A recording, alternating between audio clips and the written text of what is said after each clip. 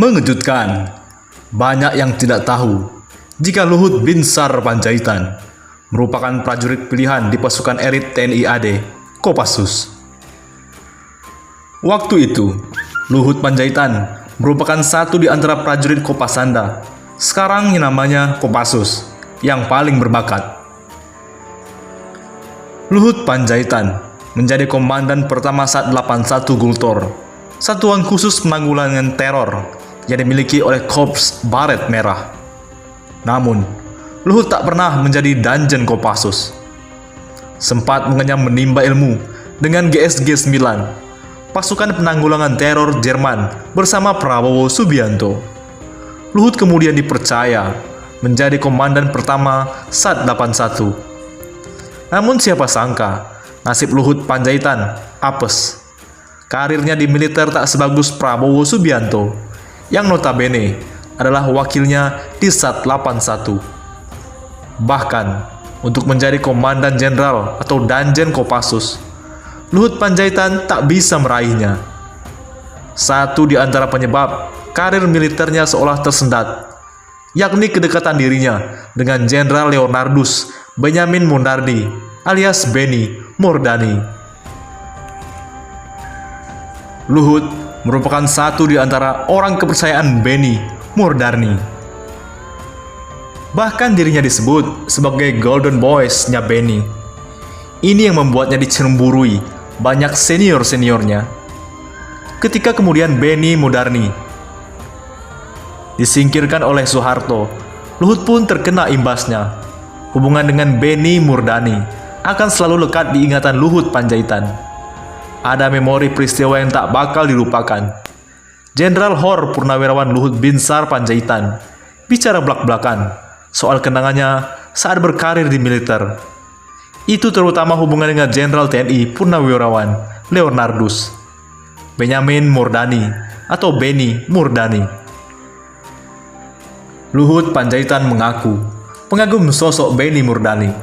Menurut dia, Benny Murdani termasuk jenderal tempur TNI terbaik. Hal itu diungkap oleh Luhut lewat akun Facebooknya Senin 22 Juli 2019. Dia memposting foto-foto saat nyekar ke makam Benny Murdani di Taman Makan Pahlawan Nasional Kalibata. Dalam keterangan fotonya, Luhut menyebutkan dirinya sebagai Golden Boys Benny Murdani, yang saat itu menjadi perwira tertinggi yang disegani di institusi ABRI.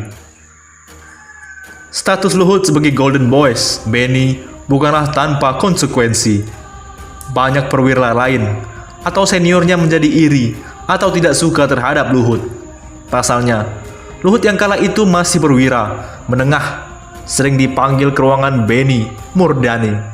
Bahkan, keduanya kerap terlihat pembicaraan selama berjam-jam. Roda kehidupan terus berputar. Ketika Benny Murdani pensiun dari jabatan Panglima ABRI dan secara perlahan kekuasaannya mulai sirna, karir Luhut di militer pun mandek. Luhut yang notabene pemimpin pasukan anti-teror pertama di Indonesia, yaitu Detasemen 81 atau Den 81 Kopassus, tak kunjung mendapat jabatan bergengsi di lingkungan TNI. Alih-alih menjadi Danjen Kopassus, satuan tempat Luhut lama bertugas, menjadi Pangdam atau level Kepala Staf Kodam atau Kasdam, pun tak pernah dirasakan Luhut. Tapi saya terima itu dengan besar hati. Tidak jadi Danjen Kopassus, tidak jadi Kasdam atau Pangdam. Bagi saya, itu harus bayar sebagai akibat kesetiaan yang tegak lurus. Dan saya bangga mampu menjalankan nilai-nilai yang diturunkan oleh Pak Benny kepada saya, tulis Luhut yang dikutip dari laman Facebooknya Senin 22 Juli 2019. Karir Luhut justru bersinar di dunia birokrat ketika Abdurrahman Wahid atau Gus Dur terpilih menjadi Presiden Republik Indonesia. Luhut didapuk jadi Menteri Perindustrian dan Perdagangan. Terkini, ia menjabat sebagai Menteri Koordinator Kemaritiman dan dikenal sebagai orang kepercayaan Presiden Joko Widodo. Bahkan, dia sempat dijuluki Menteri Segala Urusan karena selalu dilibatkan Presiden Jokowi untuk urusan pemerintah. Di sisi lain, old soldiers never dies. Ini pandangan melihat kasus Maijen TNI Purnawirawan Kiflan Zain yang kini dalam proses peradilan di PN Jakarta Pusat dengan dakwaan soal pemilikan senjata ilegal. Kaitannya adalah peristiwa politik aksi unjuk rasa 21-22 Mei di depan kantor Bawaslu pasca Pilpres 2019. Aksi unjuk rasa yang berakibat jatuh korban tewas ini menjadi kontroversi karena adanya kelompok misterius yang menjadi provokator unjuk rasa yang berujung rusuh tersebut.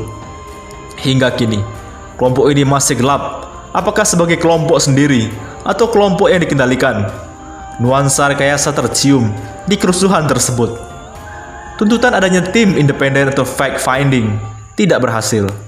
Ekses atau mungkin pernak-pernik dari aspirasi unjuk rasa bulan Mei tersebut yang membawa Kiflan Zain akhirnya masuk dalam proses pra-peradilan PN Jakpus tersebut. Kasus ini pun berbau kontroversi. Ada banyak versi muatan politisnya. Hukum mungkin hanya memfokuskan masalah senjata ilegal semata. Kiflan Zain sendiri merasa sebagai korban dari rekayasa. Berkat keberanian Kolonel Purnawirawan di depan majelis hakim, selesai persidangan, maka tergalang simpati dan dukungan agar majelis hakim memutuskan bebas kepada mantan kepala staf Kostrad tersebut. Tercatat 800-an, bahkan 1000-an lebih purnawirawan baik perwira tinggi, perwira menengah, maupun pangkat lain yang menyatakan dukungan pembebasan Maijen Kiflan Zain. Rintisan Kolonel TNI Purnawirawan Sugeng Waras tersebut berbuah kebersamaan para purnawirawan yang cukup mengejutkan, menggambarkan semangat tinggi old soldiers untuk tetap berada di medan tempur, membela teman seperjuangan, mengingatkan sekaligus mungkin juga menampar para prajurit dan perwira aktif. The old soldiers never die, just fade away. Persoalan yang sering mengubah karakter para serdadu ini adalah dunia politik. Kekuasaan yang menyenangkan dan mengenyangkan karena dapat mengubah watak dari idealisme menjadi pragmatisme. Selalu ingin menjabat dan menjabat, tidak peduli lagi pada nasib dan penderitaan teman seperjuangan. Teringat pelesetan ucapan Richard Nixon atas pernyataan Douglas MacArthur soal all soldier never dies, just fade away, menjadi politician usually die but never fade away. Serdadu yang jadi politisi banyak yang menjadi tercemar dan terpapar oleh virus corona, pragmatisme dan hedonisme, lupa akan barak masa lalu. Dan inilah yang dilakukan Luhut. Di tengah badai PHK, Luhut sambut 500 TKA Cina lagi.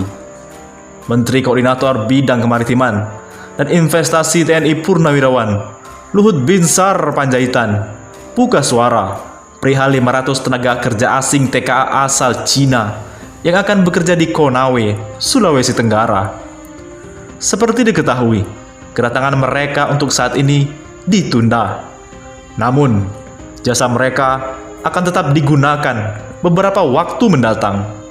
Enggak adalah orang itu berencana minta. Setahu saya juga baru dengar dari media malah.